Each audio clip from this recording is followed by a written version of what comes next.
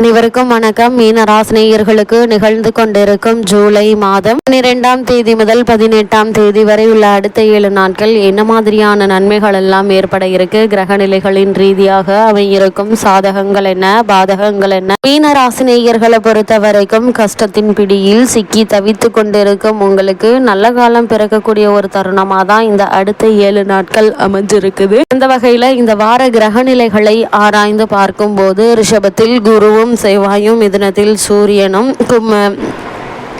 கடகத்தில் சுக்கிரனும் புதனும், கன்னிராசியில் கேதுவும், கும்பத்தில் சனி பகவானும், மீனத்தில் ராகுவும் சஞ்சரிக்கிறாங்க. இந்த கிரகங்களுடைய சஞ்சார நிலைகளின் காரணமாக மேலும் என்ன மாதிரியான முன்னேற்றங்கள் எல்லாம் உங்களுடைய வாழ்வில் ஏற்பட இருக்கு என்பது குறித்தான முழுமையான பதிவை தான் இந்த வீடியோல நம்ம விரிவா பார்க்க போகிறோம். அந்த வகையில மீனராசினியர்களுக்கு இந்த 12ஆம் தேதி முதல் 18ஆம் தேதி வரை உள்ள அடுத்த 7 நாட்கள் குரு உங்களுடைய ராசிக்கு 3ஆம் இடத்தில் இருப்பதோடு உங்கள் லாபஸ்தானத்தையும் பாக்கியஸ்தானத்தையும் பார்வையிடுவது நல்ல ஒரு அமைப்பு என்று தாங்க சொல்ல வேண்டும். வெவ்வேறு சங்கடங்களில் இருக்கக்கூடிய மீனராசிக்காரர்களுக்கு இந்த வாரம் அதிலிருந்து ஓரளவு மீளக்கூடிய வாய்ப்புகள் கிடைக்கக்கூடிய ஒரு தருணமா அமைஞ்சிருக்குதுங்க. அது மட்டும் இல்லாம உங்களுடைய ராசிக்கு தனஸ்தானத்தில் செவ்வாய் ஆட்சி பெற்று இருப்பதும் சுக்கிரன் பலமாக இருப்பதும் உங்களுக்கு சாதகமான பலன் தரக்கூடிய ஒரு கிரக சஞ்சாரம் என்று தாங்க சொல்ல வேண்டும். புதனும் ஓரளவு ஆதரவாக இருக்கின்றாருங்க. பணப்பற்றாக்குறை ஏற்பட வாய்ப்பு இல்லைங்க.